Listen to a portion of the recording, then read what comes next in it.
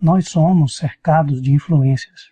Nós somos como antenas captando todo tipo de sinais. A questão é o que nós fazemos com esses sinais. É sobre isso que nós vamos tratar na mensagem de hoje. Sobre você, eu desejo a graça e a paz do nosso Senhor e Salvador Jesus Cristo. O tema da nossa mensagem de hoje é Agindo diante das influências. Essa mensagem tem como texto o Evangelho de Marcos, capítulo 5, versículos de 22 a 34. Por ser um texto extenso, eu vou deixar com que você faça essa leitura e eu vou destacar apenas um versículo, que é o versículo de número 28, que nos diz assim: porque dizia, se tão somente tocar nas suas vestes, sararei. Nossa vida é composta de muitas influências. As influências nos acompanham desde criança. Nós recebemos as influências familiares. A família que nos criou, na pessoa dos nossos pais, nossas mães, nossos avós, nossos responsáveis, nos mostrou o mundo de uma determinada forma e nos apontou determinados comportamentos. Tivemos também e temos influências sociais, devido à nossa relação com amigos, com colegas de estudos ou de trabalho, porque essa relação com eles nos mostra um mundo de uma outra perspectiva, da perspectiva de outros olhares. Também temos influências culturais, porque moramos em um determinado país e porque falamos uma determinada língua, e esses elementos influenciam a forma como nós respondemos aos desafios e aos estímulos externos. As influências fazem parte da nossa vida, isso é um fato, mas é assim que elas têm que continuar, como parte da nossa vida. As influências não podem e não devem ser a nossa vida, não devem ditar a nossa vida. Nós não deveríamos ser dependentes das influências. As influências deveriam servir apenas como ponto de partida até que nós descobríssemos o nosso próprio modo de ser. As influências, os estímulos externos deveriam apenas servir de chão para então darmos os primeiros passos. Mas, depois de conquistados esses passos, deveríamos seguir a nossa própria trajetória, fazer a nossa própria caminhada, de maneira a construir e respeitar nossa individualidade. Não deveria as influências servirem como regra, porque se nós tomarmos as influências como regras, nós nos tornaríamos escravos delas, de ingerências externas. Se ficarmos presos a elas, nós não iremos nos desenvolver, amadurecer como pessoas. Ficaremos sem expressar nossas características pessoais, a nossa própria individualidade. As influências externas têm o seu lugar, mas não são suficientes para a nossa vida, no cenário da nossa existência. Porque a nossa vida é distinta, é um elemento distinto e separado. Tem coisas em nossa vida que estão além do que acontece em nosso país, na sociedade, na cultura e até mesmo do que acontece entre nossos familiares. A Bíblia nos mostra como devemos agir com a presença de tantas influências ao nosso redor. A Bíblia mostra que se você ficar preso às influências que recebeu e que recebe, você não terá uma atitude completa na vida. Você não agirá de forma ampla, de forma abrangente, como certos momentos exigem de nós. Mas a Bíblia mostra onde as influências devem ficar no tocante à nossa relação com a graça de Deus, bem como diante das oportunidades que a vida nos apresenta. A Bíblia mostra que você terá uma atitude completa em sua vida se agir com autonomia. O Evangelho nos conta de uma mulher necessitada, agindo com independência. Ela não ficou presa às influências ao seu redor, porque diante dela havia a oportunidade de ficar livre da sua doença de uma vez por todas. A presença de Jesus nesse texto era o ponto de encontro do favor divino. Encontrar com Jesus era encontrar o favor divino. As pessoas que precisassem da graça de Deus e que morassem em Israel, bastaria ir até Jesus em busca desse favor. Por isso que ele foi procurado por Jairo. Jairo era o líder da sinagoga cuja filha estava morrendo, conforme nós verificamos no versículos 22 e 23. Por isso, Jesus também foi procurado e seguido pela multidão, conforme o versículo 24. A multidão o apertava, porque cada um queria ter a oportunidade de falar com Jesus. Não apenas Jairo, o líder da sinagoga, pôde falar com Jesus, mas cada um na multidão queria a sua vez de falar. Não somente Jairo podia pedir que Jesus impusesse as mãos sobre a sua filha, como também cada um na multidão queria que Jesus lhes impusesse as mãos. Cada um queria a sua vez de ser tocado. Havia uma tendência de todos quererem ser tocados por Jesus. A cena sugere uma imagem semelhante ao que nós percebemos quando um superstar visita uma cidade. As multidões se aglomeram de tal forma querendo tocar na figura e os guarda-costas têm que fazer um trabalho monumental para manter a multidão distante. A imagem que nós temos é Jesus caminhando para a casa de Jairo, a multidão apertando e os discípulos fazendo o máximo que pode para afastar a multidão, procurando conscientizá-los de que cada um teria sua oportunidade. Por isso também, Jesus foi procurado por essa mulher que tinha uma hemorragia havia 12 anos. Ela estava desenganada da medicina da sua época, gastando tudo o que tinha e sem ter os resultados, pelo contrário, apenas piorando com os efeitos colaterais dos remédios não apropriados. Com esse quadro em torno da presença de Jesus e do favor divino em torno da pessoa de Jesus, nós percebemos como a maioria se relacionava com esse favor divino presente nele. A tendência de todos ali envolvidos é de encararem a necessidade de um contato físico direto com Jesus. Para a maioria, Jesus tinha que conversar com eles, assim como Jairo pôde conversar com ele e expor sua situação. Além disso, Jesus tinha que impor as mãos sobre eles, assim como Jairo queria que Jesus impusesse as mãos sobre a sua filha doente. Por isso que Jesus está se dirigindo à casa de Jairo, para impor as mãos em sua filha. Por isso que a multidão aperta de todos os lados, porque cada um quer falar com ele, cada um quer ser tocado por ele.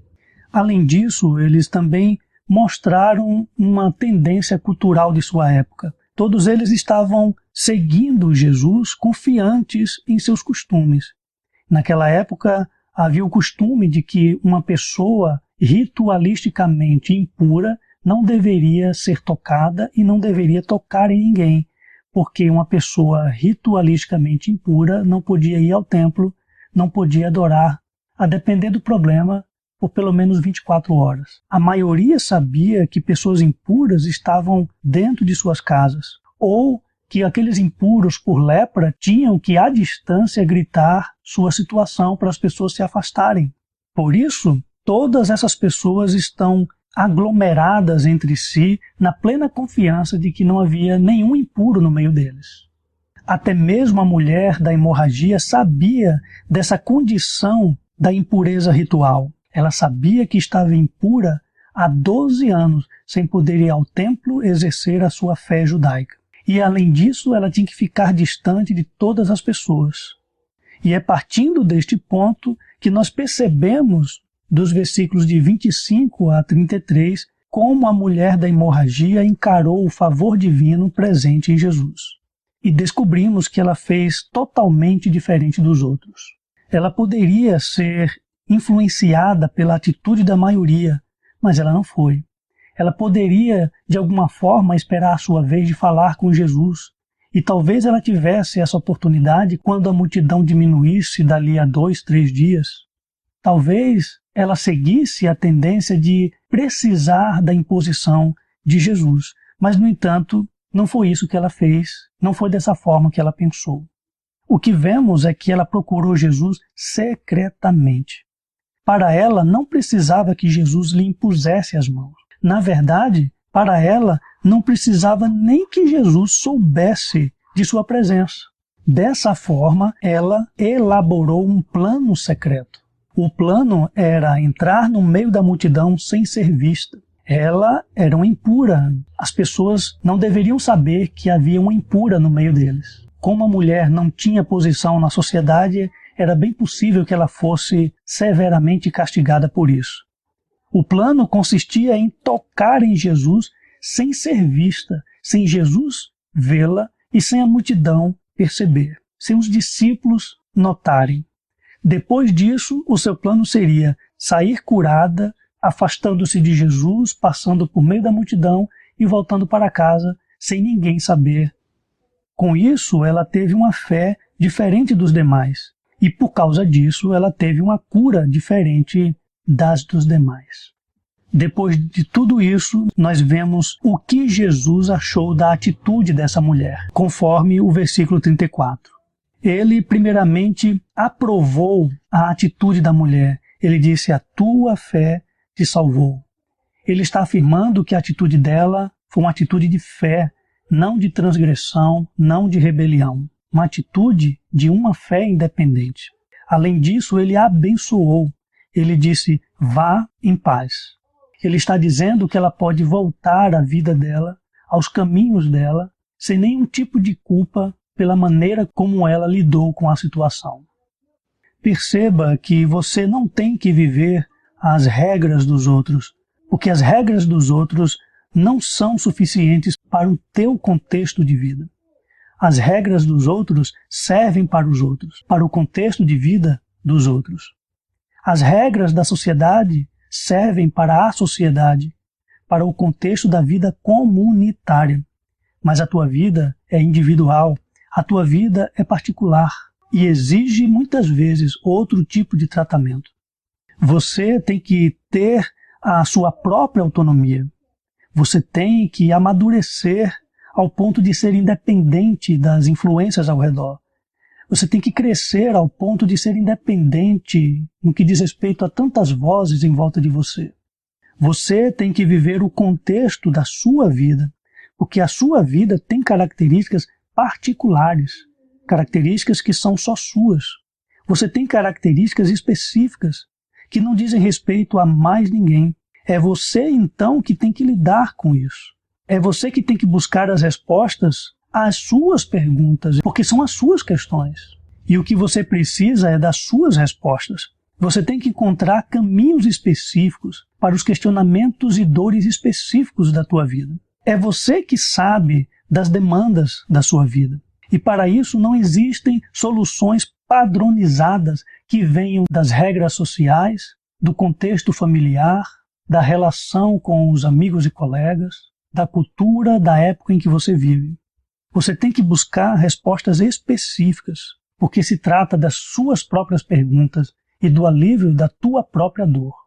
Com isso, tenha você a autonomia de vida e use essa autonomia na relação com Jesus. Você não tem que ser marionete de nenhum tipo de influência externa. Você não tem que ser escravo ou escrava das vozes ao seu redor. E isso não se trata de rebeldia, se trata de necessidade. A sua necessidade precisa de sua solução.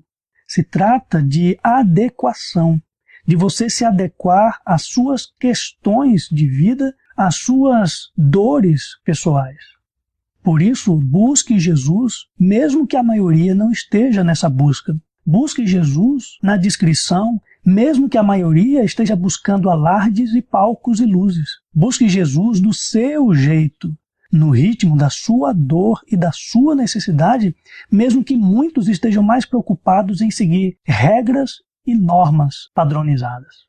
O objetivo da tua existência é exatamente tocar a vida, porque existe uma diferença entre existência e vida. Existência é o que nós vivemos neste mundo durante esse período de décadas. Existência é o que nós vivemos no tempo de 80, 90 ou 100 anos. Mas vida é outra coisa. Vida é um elemento que não tem fim. A vida, em essência, é eterna. A vida passa de planta para planta, passa de animal para animal, e entre nós humanos passa de geração em geração. Foi assim desde antes, é assim agora e é assim depois. A vida sempre esteve por aí, em algum lugar distante da existência da humanidade para poder contar, e a vida sempre estará aí. Sua vida está dentro de uma existência passageira. Então, dentro da existência, o teu grande objetivo seria tocar a vida, porque então você tocaria no poder eterno, porque a vida é eterna. Tocar a vida é, dentro da existência, você sentir que viveu, você sentir que está vivo, porque para nós não basta existirmos. Uma pedra existe, uma cadeira existe, e nós jamais iremos nos contentar em apenas existir. Nós sentimos que precisamos viver, sentimos que precisamos tocar na vida. E a vida se manifestou em Jesus, e a vida se manifesta em Jesus. Por isso, faça como aquela mulher. Independente de todas as vozes e influências ao seu redor, vá até Jesus e toque em Jesus.